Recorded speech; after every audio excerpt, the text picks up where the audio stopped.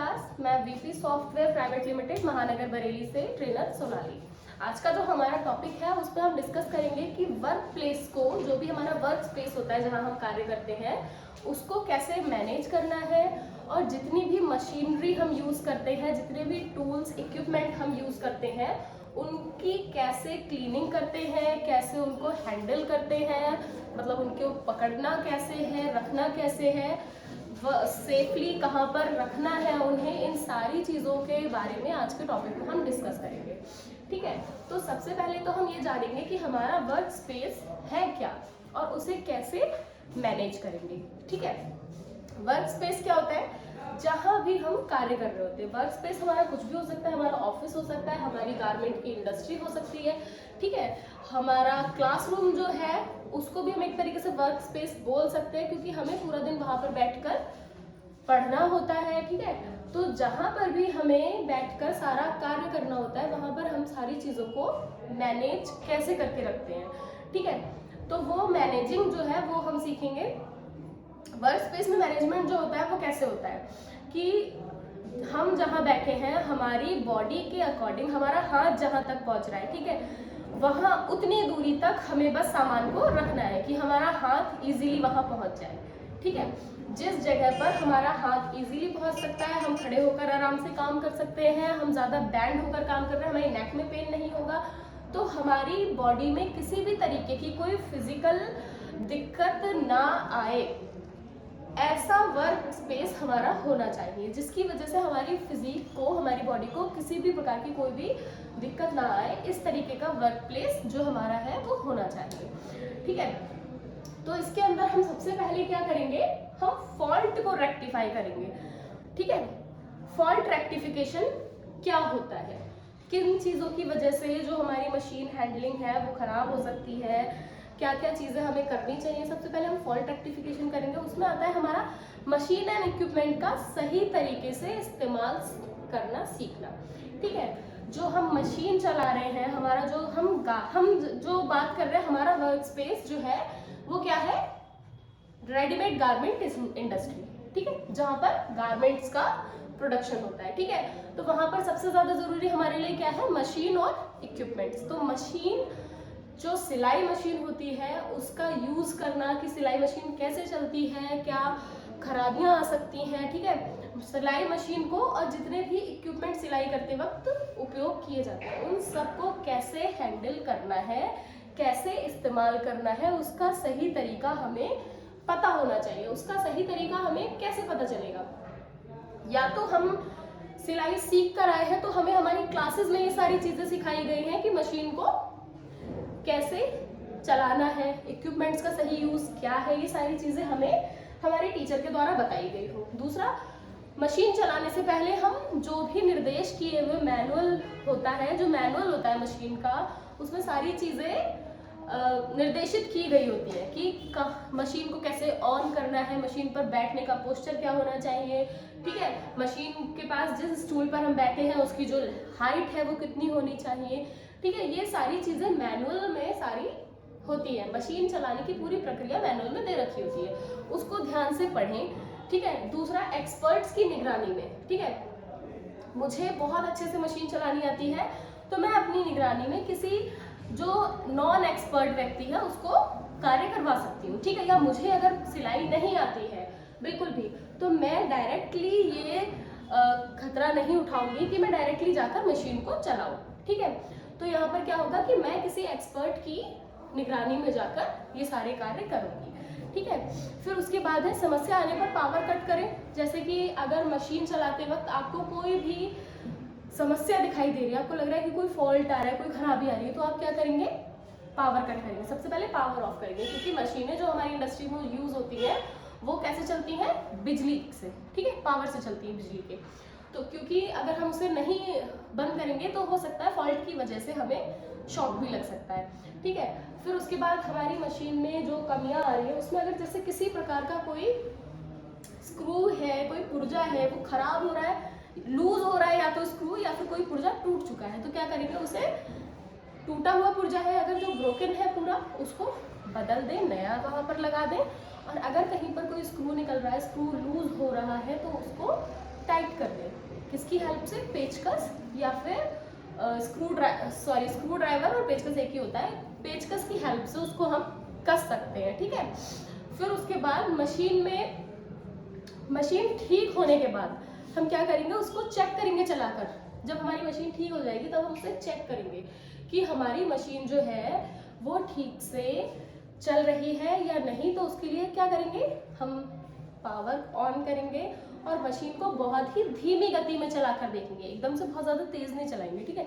बहुत ही धीमी गति में चलाकर हम ये चेक करेंगे कि हमारी जो मशीन है वो अब ठीक से कार्य कर रही है या नहीं, ठीक है। हमने क्या करा, जो भी फॉल्ट थे उनको रेक्टिफाई किया, ठीक है, फॉल्ट का रेक्टिफिकेशन किया और उसके बाद मशीन को ठीक करके मैनुअल समझकर, मैनुअल को पढ़कर, एक्सपर्ट की हेल्प में हमने मशीन को धीरे धीरे चलाना सीखा, ठीक है। चलाया, हमने चलाकर चेक कर लिया कि हमारी मशीन ठीक है या नहीं, ठीक है। अब हम बात करेंगे इक्विपमेंट्स के बारे में, ठीक है। इक्विपमेंट्स को कैसे संभालना है, ठीक है, क्योंकि ज़रूरी नहीं है कि हम सिलाई कर रहे हैं, गारमेंट इंडस्ट्री में काम कर रहे हैं तो हमारी जॉब बस इतनी है कि हमें कपड़े सीने हैं, ठीक है।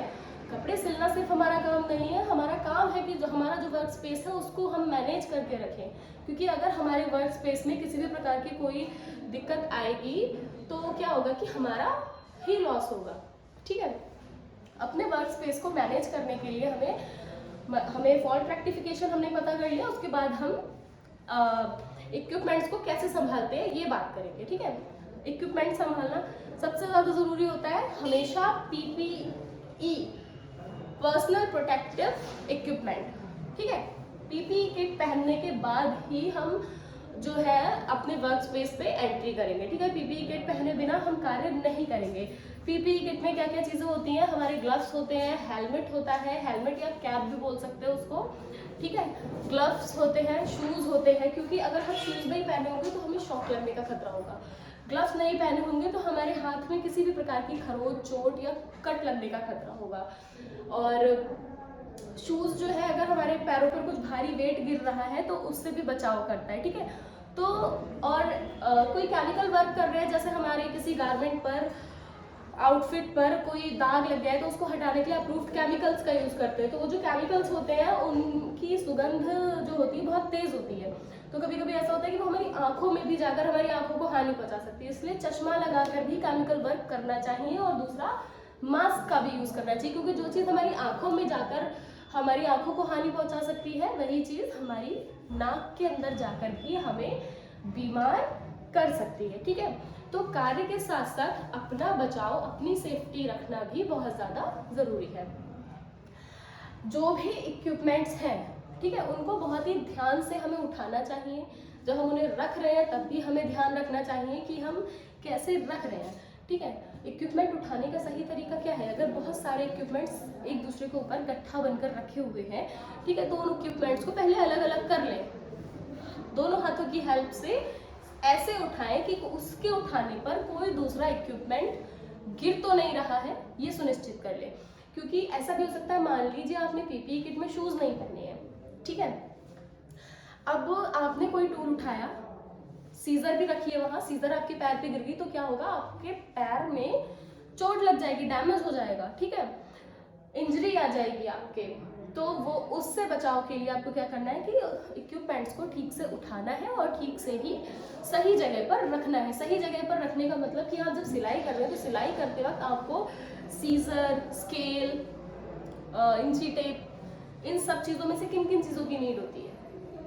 स्केल्स की कोई नीड नहीं होती हमें सिलाई करते वक्त, सीजर की भी कोई नीड नहीं होती। हमें धागा काटने के लिए हमेशा कटर का यूज़ करना होता है, ठीक है, जो ट्रिम कटर होता है, धागा काटने के लिए हम उसका यूज़ कर सकते हैं क्योंकि वो हल्का होता है और उससे इजीली धागा कट जाता है, ठीक है।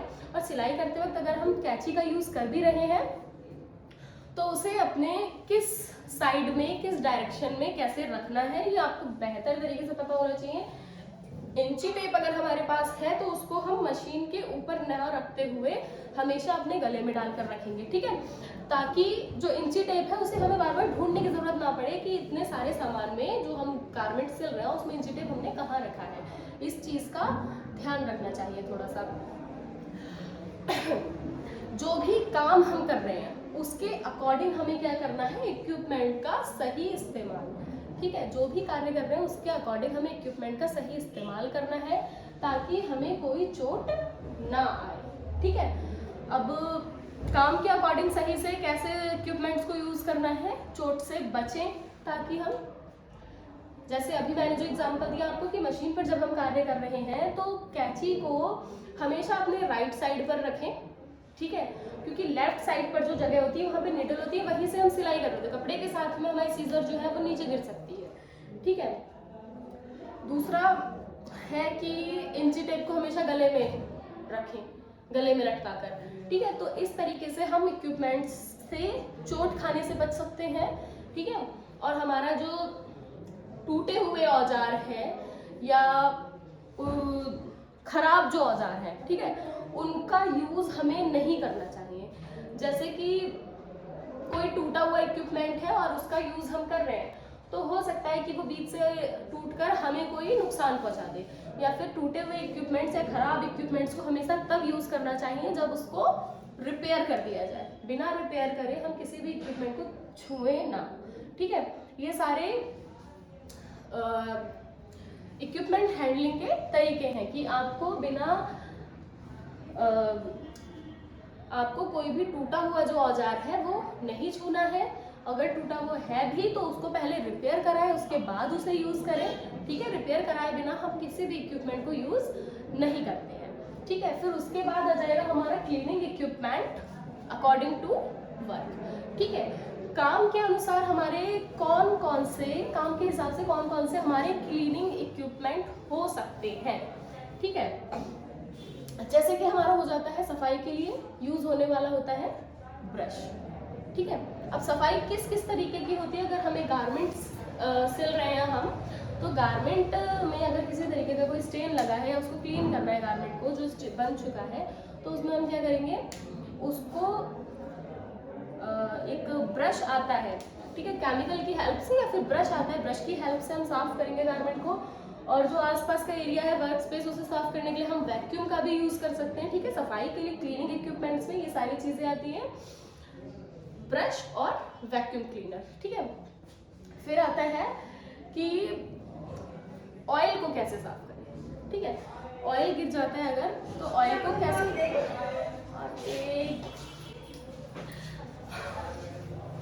यार मैम मेरी वीडियो खराब हो गई। कहीं पर यदि ऑयल गिरा हुआ है फर्श पे, ठीक है, या रेत गिरा हुआ है, इस तरीके की चीजें अगर फ्लोर पर गिरी हुई हैं, तो आपको क्या करना है कि वहां पर तुरंत सफाई करें, वहां पर उन चीजों को हटाएं, क्योंकि वहां पर आपका फिसलने का खतरा हो सकता है। अगर आप फिसलेंगे तो ऑब्वियस है कि आपकी चोट लग सकती है, हो सकता है आपकी बोन में ब्रेकेज आ जाए। ठीक है, तो इन सारे खतरों से बचने के लिए हमें क्या करना है, फ्लोर को क्लीन रखना है, किसी भी प्रकार का ऑयल लीकेज वगैरह वहां पर ना हो। ठीक है, जब भी हम क्लीनिंग कर रहे हैं, वो गारमेंट्स की क्लीनिंग हो या किसी भी चीज की क्लीनिंग हो, अगर उसमें कोई केमिकल यूज हो रहा है तो याद रखें कि वो केमिकल हमेशा अप्रूव्ड होना चाहिए। ठीक है, अप्रूव्ड केमिकल का ही यूज करना चाहिए, और उस केमिकल को यूज करने के लिए जो मैनुअल दिया हुआ होगा उसके निर्देश के अनुसार ही हमें जो उसके इंस्ट्रक्शंस को फॉलो करते हुए ही हमें केमिकल का यूज करना है। ठीक है, हमें जितने भी इक्विपमेंट्स हम यूज कर रहे हैं क्लीनिंग के टाइम पे, ठीक है, क्लीनिंग के टाइम पे कई सारे इक्विपमेंट्स यूज होते हैं। ठीक है, तो उन इक्विपमेंट्स को यूज करने के बाद हमें क्या करना है, एकदम सुरक्षित स्थान पर रखें। ठीक है, ताकि नेक्स्ट टाइम जब भी हमें उनकी नीड हो रही है, हमें जरूरत पड़ रही है उनकी, तो हमें इधर उधर चीजों को ढूंढने में समय बर्बाद ना करना पड़े। ठीक है, और हमारी जो चीजें हैं वो सुरक्षित भी बनी रहे। ठीक है, सुरक्षा से रखेंगे तो सुरक्षित बनी रहेंगी चीजें। ठीक है, तो ये हमारे कुछ पॉइंट्स थे cleaning equipment according to work के अंदर। ठीक है, हम जब भी कोई कार्य करते हैं तो उसके अंदर किस किस तरीके के क्लीनिंग इक्विपमेंट्स का यूज हम कर सकते हैं। जैसे कि सफाई के लिए ब्रश और वैक्यूम का यूज बताया था मैंने, कहीं पर ऑयल गिर गया है तो उसे साफ करवाना है। ठीक है, क्लीनिंग किसी अप्रूव्ड केमिकल के द्वारा भी क्लीनिंग करें तो उसको हमेशा मैनुअल पढ़ के उसका मैनुअल के अकॉर्डिंग क्लीनिंग करें उसकी, ठीक है। फिर हमारे जितने भी क्लीनिंग इक्विपमेंट्स हैं, सफाई के वक्त यूज होने वाले जितने भी औजार हैं, उन सबको सुरक्षित तरीके से एकदम सुरक्षित स्थान पर रखें, ठीक है। फिर हम आ जाते हैं अपने नेक्स्ट टॉपिक की तरफ, जो कि इसी के अंडर आता है, वर्क स्पेस और टूल मशीनरी हैंडलिंग के अंदर, ठीक है। तो इसमें आता है कि फॉल्ट एंड फिक्सिंग, ठीक है। फॉल्ट्स जो है, फॉल्ट क्या है और उनकी फिक्सिंग आपको कैसे करनी है, ठीक है। अब हमें पहले तो क्या करना है, फॉल्ट आइडेंटिफाई करना है कि किस तरीके का फॉल्ट आया है। अधिकतर कार्य करते वक्त जो बेसिक फॉल्ट्स आते हैं वो क्या होते हैं कि जैसे कि मशीन स्टार्ट नहीं हो रही, ठीक है। हम मशीन पे काम करने बैठे हैं, मशीन स्टार्ट नहीं हो रही है, तो इसमें किस तरीके का फॉल्ट हो सकता है, या तो मशीन का ऑन ऑफ बटन जो है उसमें किसी प्रकार की खराबी होगी, ठीक है, या फिर जो वायर है उसमें कोई दिक्कत होगी, या जो प्लग हमने लगाया है मशीन का वहां पर कोई भी इलेक्ट्रिक इश्यू हो सकता है, ठीक है। तो ये कारण हो सकते हैं कि हमारी जो मशीन है वो नहीं चल रही या स्टार्ट नहीं हो रही, ठीक है। फिर उसके बाद अगर हम मशीन के बारे में बात कर रहे हैं तो मशीन में किसी प्रकार की आवाज़ आ रही है या चलाते वक्त मशीन बहुत ज़्यादा हिल रही है, मतलब जब चल रही है मशीन का मोटर जब चल रहा है तो मशीन बहुत ज़्यादा हिल रही है, ठीक है। तो वहाँ पर आपको क्या देखना है कि मशीन में अगर किसी प्रकार की आवाज़ आ रही है, बॉबिन केस को निकाल कर चेक करें, मशीन की सफाई करें, सफाई करने के बाद उसमें ऑयलिंग करें, ठीक है। मशीन के पुर्जों में ऑयलिंग करें। हो सकता है मशीन के पुर्जों में किसी प्रकार की ऑयलिंग ना होने की वजह से मशीन के पुर्जे आवाज़ कर रहे हो, इसलिए मशीन के पुर्जों में ऑयलिंग करनी चाहिए। तो तेज़ गति की चलने की वजह से मशीन के पुर्जे आवाज़ कर रहे हैं और उसी वजह से मशीन जो है उसमें कंपन हो रही है, ठीक है। तो वो सारी चीज़ें हम फॉल्ट आइडेंटिफाई करके उसको फिक्स करेंगे। फिर उसके बाद आ जाता है हमारा कोई भी पार्ट, मशीन का कोई भी पार्ट, या तो वो ब्रोकन है या किसी प्रकार का कोई स्क्रू जो है मशीन में वो लूज है, तो वहां पर हम उसका क्या फिक्सिंग करेंगे, जो ब्रोकन पार्ट है मशीन का उसको चेंज कर देंगे, रिप्लेस कर देंगे, ठीक है, दूसरे पार्ट से। मतलब कि वहां से वो पार्ट हटाकर वहां पर एक रिपेयर्ड या फिर कोई नया पार्ट लगा दिया जाएगा, फिक्स कर दिया जाएगा उसे, ठीक है। अगर कोई स्क्रू ढीला है तो उस स्क्रू को हम कस सकते हैं, उसको रिप्लेस करने की जरूरत नहीं है, उसको हटाने की जरूरत नहीं है, चेंज करने की, स्क्रू को हम हमेशा कस सकते हैं, ठीक है।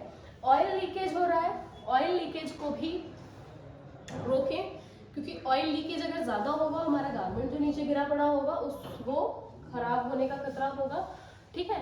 तो ये हमारे कुछ बेसिक फॉल्ट हैं जो मशीन में आ जाते हैं, ठीक है। जैसे कि मशीन स्टार्ट नहीं हो रही है, मशीन में आवाज़ आ रही है बहुत ज़्यादा, मशीन के पार्ट्स कुछ टूटा हुआ है, मशीन के पार्ट्स कोई स्क्रू लूज है, या फिर ऑयल का लीकेज हो रहा है, ठीक है। इस तरीके के बेसिक फॉल्ट्स जो है वो मशीन में देखने को मिलते हैं, ठीक है।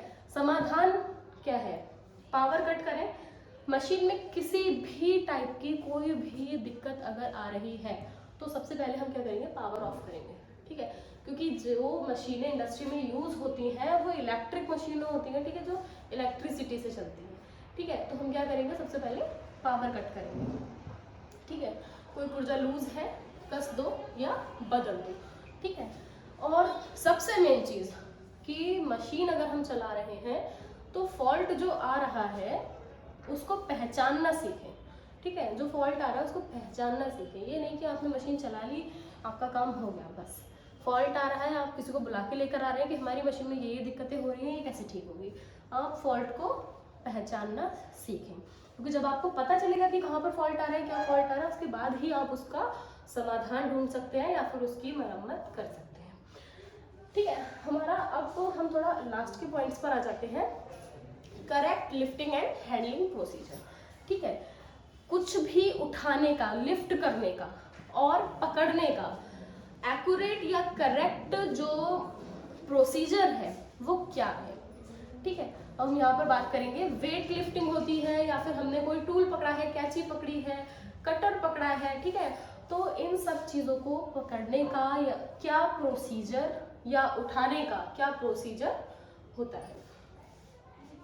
वेट लिफ्टिंग फ्रॉम हैंड, सबसे पहले हम बात करेंगे वेट लिफ्टिंग के बारे में, जो कि हाथों के द्वारा उठाया जा रहा है, ठीक है। हाथों के द्वारा अगर कोई वजन उठाया जा रहा है तो हमारा पोस्चर क्या होना चाहिए, हमें किस तरीके से उस वेट को उठाना है कि हम वेट भी लिफ्ट कर ले, हमारी बॉडी में फिजिकली कोई दिक्कत भी ना आए, ठीक है। तो उसका करेक्ट जो तरीका है, जो पोस्चर है कि हमें किसी भी वेट को कैसे लिफ्ट करना है, वो क्या है कि पैरों को मोड़ना नहीं है, ठीक है। पैरों को घुटनों से मोड़कर कुर्सी की तरह नीचे झुके, ठीक है। पूरा बैठना नहीं है, मिड लेंथ तक आधा झुकना है हमें नीचे, ठीक है। जो हमारी पीठ है उसे बिल्कुल सीधा रखना है, पीठ को मोड़ना नहीं है, क्योंकि जब हम पीठ को मोड़ लेंगे तो या तो हम सीधे नहीं हो पाएंगे वजन उठाकर, या फिर हमारी बोन में, बैक बोन में कोई दिक्कत आ सकती है, ठीक है। पीठ को सीधा रखें, भारी वजन अगर है तो पैरों से उठाएं, मतलब कि हम अपने हाथों को पैरों पे रखकर फिर उठाएंगे ताकि जो वेट है वो हमारे पैरों पर आए, ठीक है। फिर उसके बाद जो वेट है, ठीक है, जिस भी वजन को हम उठा रहे हैं उसको बहुत दूर से नहीं उठाना है, उसको कोशिश करना है कि हम अपनी बॉडी के पास से उठाएं, ठीक है। क्योंकि अगर हम पास से उठाएंगे तो हम ज़्यादा पावर लगा सकते हैं, ज़्यादा वेट उठा सकते हैं। दूर से उठाएंगे तो हमारे हाथों में, बैकबोन में या घुटनों में किसी भी प्रकार की इंजरी आ सकती है, ठीक है। तो बॉडी को बिना बेंड किए वेट को उठाएं, पूरी बॉडी जो हमारी है उसे पूरा नीचे नहीं झुकाना है, ठीक है। क्योंकि अगर हम आगे की तरफ अपनी बॉडी को पूरा झुका लेंगे और फिर वजन उठाएंगे तो हो सकता है कि हम मुंह के बल नीचे गिर जाएं, ठीक है। तो वो स्थिति ना आ पाए, उससे बेहतर है कि हम दूसरे की हेल्प ले लें। अगर बहुत ज़्यादा वजन है तो अगर हमें लग रहा है कि वो वेट हमसे नहीं लिफ्ट हो रहा है, हमसे नहीं उठ रहा है, तो हमें क्या करना है, हमें किसी और की हेल्प ले लेनी है, ठीक है।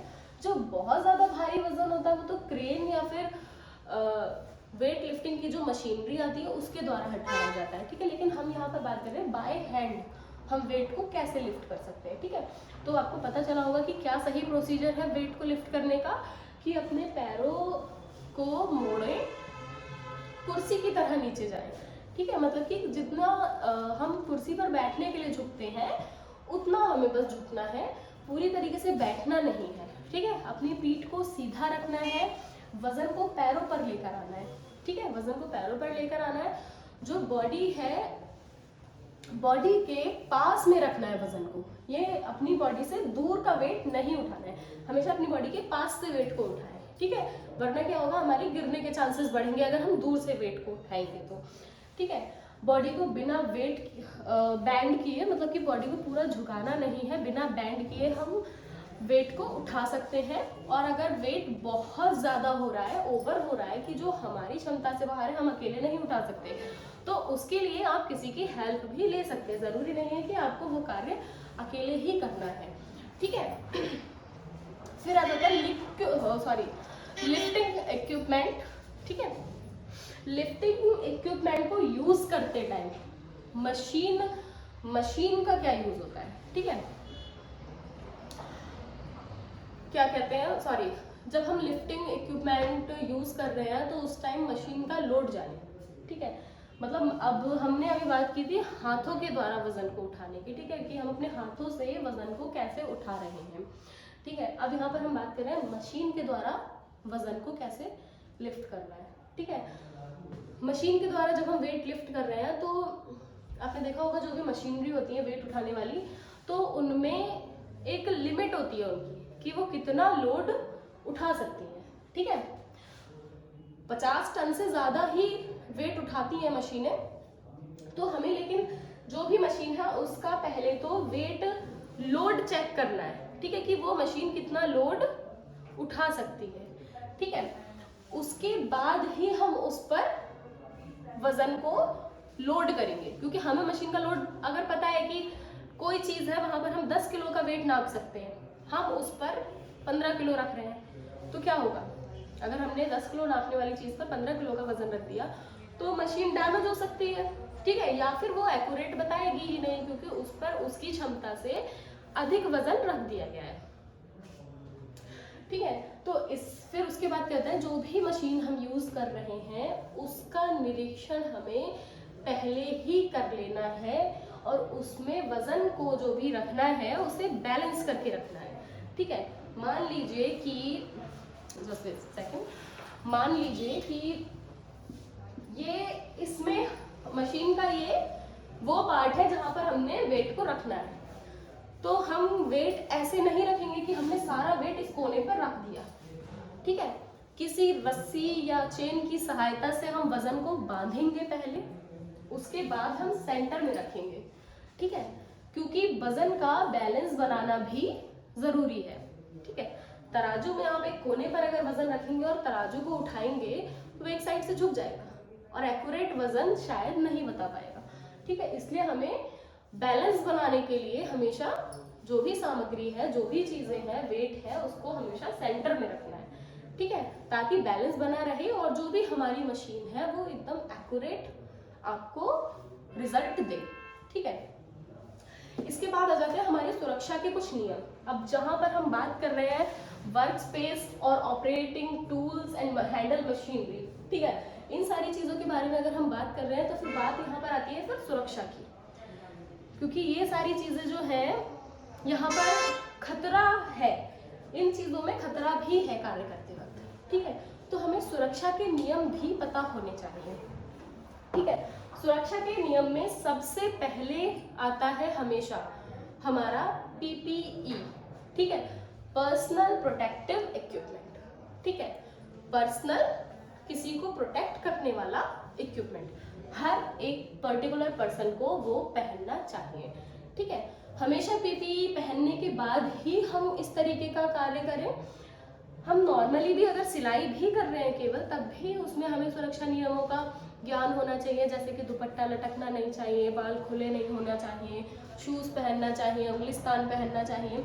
तो ये सारी चीज़ें जो है ये हमारे कुछ सिलाई करते वक्त सुरक्षा के नियम है। उसी तरीके से वर्क स्पेस में उसकी केयर और क्लीनिंग के लिए भी हमें कुछ सुरक्षा के नियमों का पालन करना चाहिए। जैसे कि हम अभी मैंने बताया कि पीपीई पहनने के बाद ही हम कोई कार्य करें। जैसे कि हम वेट लिफ्टिंग की बात कर रहे थे अभी थोड़ी देर पहले, तो अगर हम वेट उठा रहे हैं, बाय चांस कुछ वेट ऐसा है जो उठाने के बाद वो हमारे हाथ से छूटकर गिर रहा है और उस वक्त हमने अगर सेफ्टी शूज नहीं पहने हैं, तो आप सोच सकते हैं कि आपके पैरों में किस तरीके से चोट लग सकती है। ठीक है, डैमेज हो सकता है, आपके पैर में इंजरी आ सकती है, आप हफ्तों कार्य पर नहीं आ सकते, जिससे कि आपका लॉस होगा। ठीक है, तो क्या करना है। और दूसरा, जैसे कि हमने क्लीनिंग इक्विपमेंट की बात कर लें, अगर हम कुछ क्लीन कर रहे हैं तो मशीन को अगर हम किसी कपड़े द्वारा क्लीन कर रहे हैं तब भी हमें ग्लव्स पहने होना चाहिए। ठीक है, क्योंकि हम मशीन को जब क्लीन कर रहे हैं तो वो है जो मशीन हमारी वो लोहे की है, उससे कोई भी चीज़ हमारे हाथ में लगकर हमें खरोंच आ सकती है, चोट लग सकती है। ठीक है, तो उससे बचने के लिए हमें क्या करना है कि ग्लव्स पहनना है, ताकि हमारे हाथों में किसी भी प्रकार की चोट आने से बच जाए। ठीक है, वहीं जब हम क्लीनिंग इक्विपमेंट की बात कर रहे हैं कि हमें हम कुछ क्लीन कर रहे हैं, ठीक है, या अभी मैं पीपीई के बारे में बता रही हूँ, किसी केमिकल के द्वारा हम किसी चीज़ को क्लीन कर रहे हैं, गारमेंट्स में जो दाग लग जाते हैं उनको हम अप्रूव्ड केमिकल्स के द्वारा हम साफ कर रहे हैं। उनमें से कुछ ऐसी दुर्गंध होती है या कुछ ऐसी फ्रेग्रेंस निकलती है जो हमारी नाक में जाती है, जिससे हम बीमार हो सकते हैं। उसमें से कुछ ऐसा जलन पैदा करने वाला कुछ धुआं निकल रहा है जो हमारी आंखों में जाके हमारी आंखों को खराब कर सकता है, नुकसान पहुंचा सकता है। तो वहाँ पर हमें क्या करना चाहिए, मास्क पहनना चाहिए और चश्मा लगाना चाहिए। ठीक है, सेफ्टी गॉगल्स, ठीक है, जिसकी हेल्प से हमारा ऑल ओवर बॉडी जो है, अगर हम पीपीई पहनते हैं तो सर से लेके पांव तक पूरी बॉडी जो है हमारी वो सेफ्टी से प्रोटेक्ट हो जाती है, मतलब प्रोटेक्ट हो जाती है। ठीक है, मशीन सुरक्षा नियम में दूसरा हमारा पॉइंट है कि मशीन और इक्विपमेंट यूज करने से पहले चेकिंग करना, कुछ खराब तो नहीं है। ठीक है, हमेशा मशीन को यूज करने से पहले या इक्विपमेंट को यूज करने से पहले चेकिंग कर लेनी चाहिए कि मशीन में कोई खराबी तो नहीं है या फिर हमारा इक्विपमेंट कोई खराब नहीं है। ठीक है, मशीन खराब है पहले उसकी मरम्मत करें, इक्विपमेंट अगर आपका कोई खराब है तो उसको या तो चेंज करें या फिर उसको रिपेयर करना है, उसके बाद ही उसे यूज करें। ठीक है। फिर आ जाता है हमारा लास्ट सुरक्षा नियम कि कोई भी अनट्रेन्ड व्यक्ति, ठीक है, जिसे मशीन चलानी नहीं आती, जिसने कभी भी इंडस्ट्री में काम नहीं करा, जिसे कुछ नहीं पता, उसे कभी अकेला मशीन के पास ना छोड़े, ठीक है। क्योंकि जिसने मशीन नहीं चलाई है और वो प्रैक्टिस कर रहा है केवल, तो उसके साथ में यदि कोई व्यक्ति नहीं है तो अनट्रेन्ड जो पर्सन है वो अपने आप को हानि पहुंचा सकता है, जानबूझकर ना सही, लेकिन हाँ मशीन है तो मशीन द्वारा उसको किसी भी प्रकार की हानि पहुंचने का खतरा है, ठीक है। फिर है कि अगर आपको किसी भी टाइप का, किसी भी तरह का कोई खतरा नजर आ रहा है, ठीक है, तो सबसे पहले आप क्या करेंगे, आप रिपोर्ट करेंगे, ठीक है, किसको, अपनी टीम के हेड को, जो भी आपके गारमेंट इंडस्ट्री को देख रहा है उस व्यक्ति को आप रिपोर्ट करेंगे कि इस तरीके का यहाँ पर हमें कोई समस्या दिखाई दे रही है। फिर वहां पर क्या समस्या का समाधान किया जाएगा। ये आपके कुछ सुरक्षा नियम थे वर्क स्पेस पर काम करते हुए और हैंडलिंग मशीनरी को हैंडलिंग करते वक्त, ठीक है। तो आज की टॉपिक में हमने काफ़ी सारी चीज़ें पढ़ी हैं जिसमें हमारा जो ये सुरक्षा नियम थे वो बहुत ही ध्यान रखने वाली चीज़ें हैं, ठीक है। आई होप ये लेक्चर आपको काफ़ी कुछ समझ में आया होगा और नेक्स्ट लेक्चर में आपको बताएंगे और सारी चीज़ें। धन्यवाद।